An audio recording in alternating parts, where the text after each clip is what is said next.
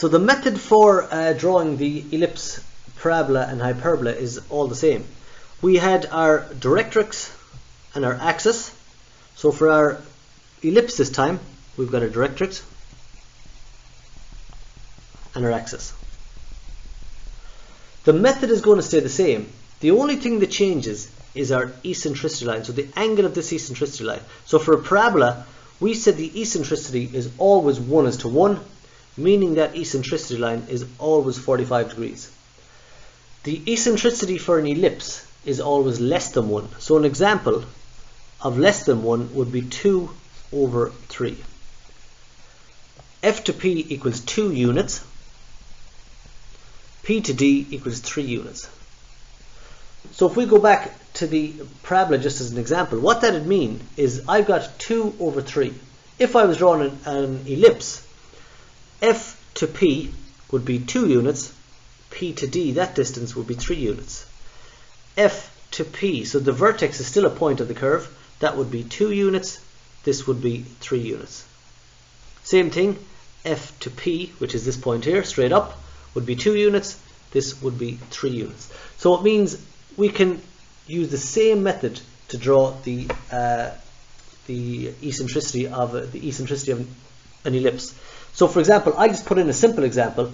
I'll make F to P 20/30.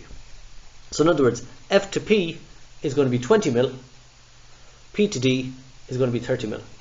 So I can set that out down here. I'm going to go in 30 and then I'm going to step in 10, 20. Here's my focus, here is my vertex. So F to P is 20 mil, P to D is 30 mil. I can again come back, and we said the method is the same. If you look, I come 45 degrees from the focus, vertical from the vertex, and it gives me a point on the eccentricity line. And I can do that here. So if I draw my vertical line here,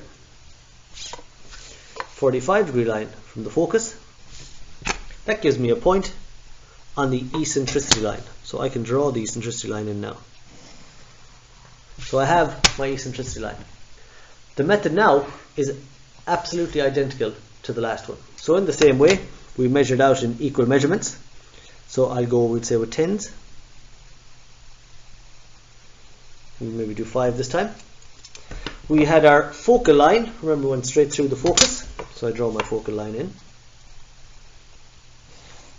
There's my focal line. And I label the points 1, 2, 3, 4, and 5. And as before, we draw vertical to the eccentricity line.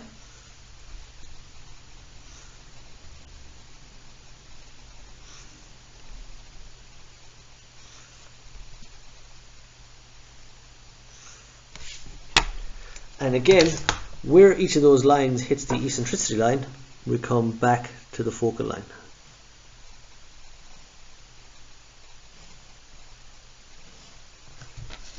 We find our points, and again with the compass, put the compass on the focus. The first point that we can get is where the focal line hits the eccentricity line. We said that's always a point on the curve. So flip that down below. Sorry, made a mistake. Flip it down. Again, we take our point. So number 1, here's number 1. Rotate it round onto the line and down below. So above and below the line we get a point. Number 2, rotate onto the line and below. 3, again, rotate onto the line and below. Now I'm not going to draw on these curves because they're going to start hitting each other. So in other words, I'll take my distance, and as if I was drawing it, I come out to hit line 4. I drop down.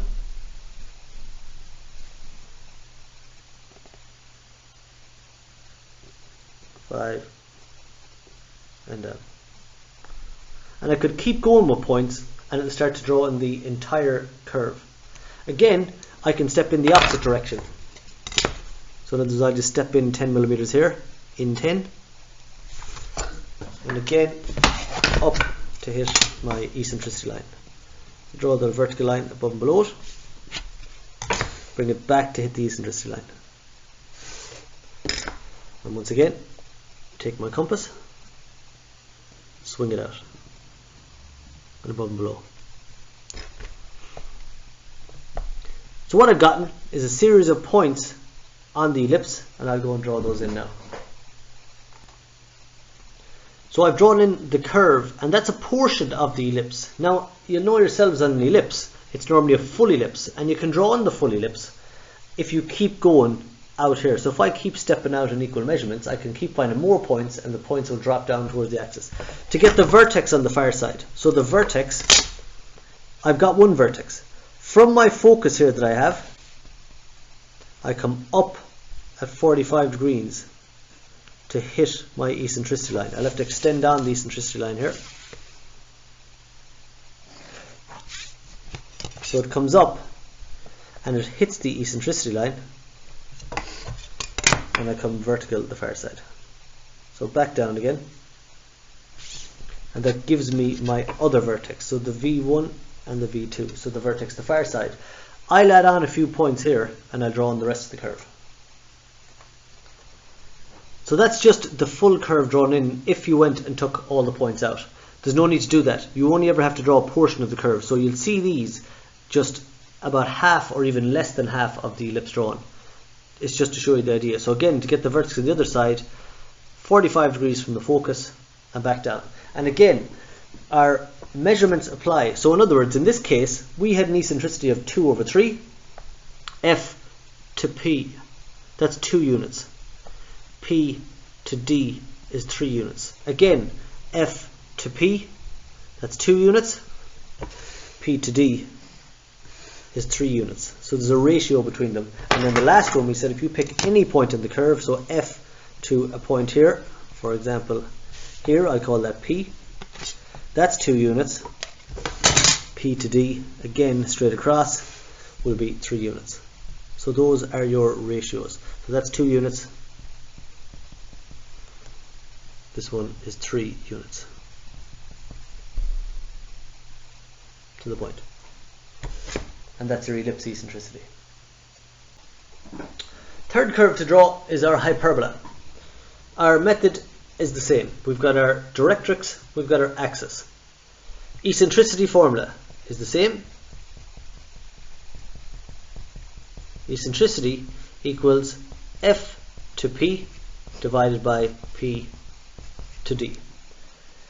The difference here is that the hyperbola eccentricity is always greater than 1, so larger than 1. So an example of that would be 3 over 2.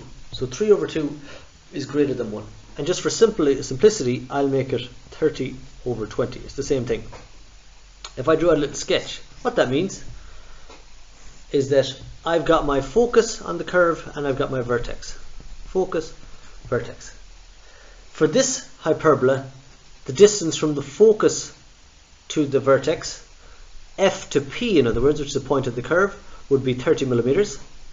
P to D, which is vertex to the directrix, would be 20. Remember, the vertex is a point on the curve. So if I sketched in the curve, it would look something like that. And again, F to P, so focus to any point of the curve, P, P to D. So that distance would be 3 units. This would be 2 units. Now I'm just going to set out the basic parts of it with the 30 and the 20. So I'll set out my 20 first, 30 afterwards. 20 mil and 30. That gives me my focus and my vertex. Same method as always. I come 45 degrees from my focus and vertical from the vertex and make those cut. That gives me my eccentricity line.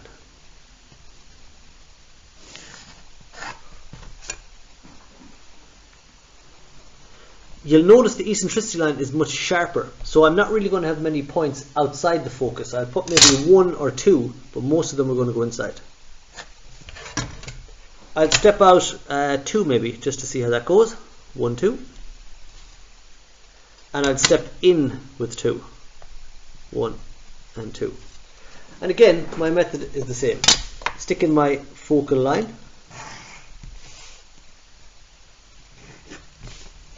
and we draw our lines up to hit the eccentricity line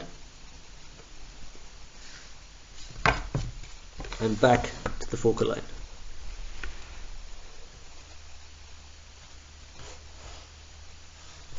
Just to rise it up a little bit. So my first two lines in, up and hit it. And again, they continue below. Again, as we did before, the ones inside, it's the same thing. Draw vertically to hit the eccentricity line. And join back to hit the focal line. And then to find my points, as we did already. Compass again goes at the focus. We reach up to hit my first line, swing it around, and we find the point above and below. Join up to where it hits the focal line, swing it above and below. Again, directly above the focus, so the cross between the focal line and the eccentricity line, I can take that above below. So that is a point on the curve. Take it down below. And then the same with the last two. Swing it out to hit the line above and below. And again, my final one. Out to hit the line above and below.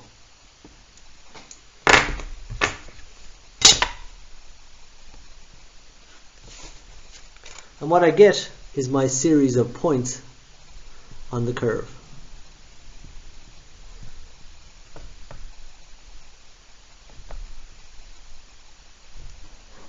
And the curve is much sharper.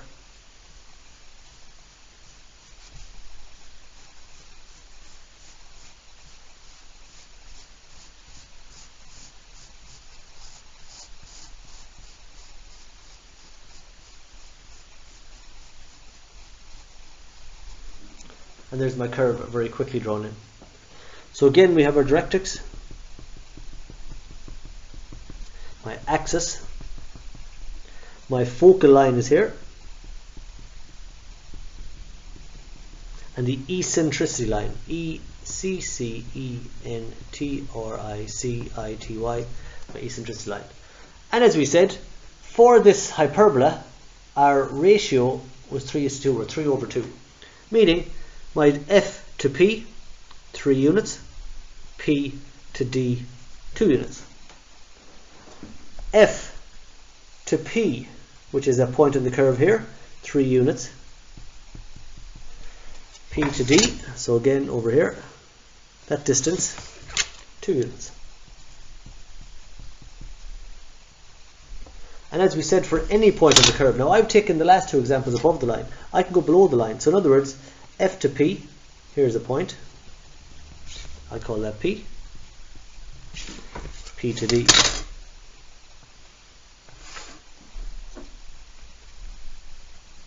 And again, F to P, 3 units,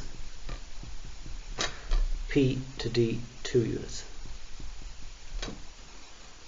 And that is our eccentricity of the hyperbola.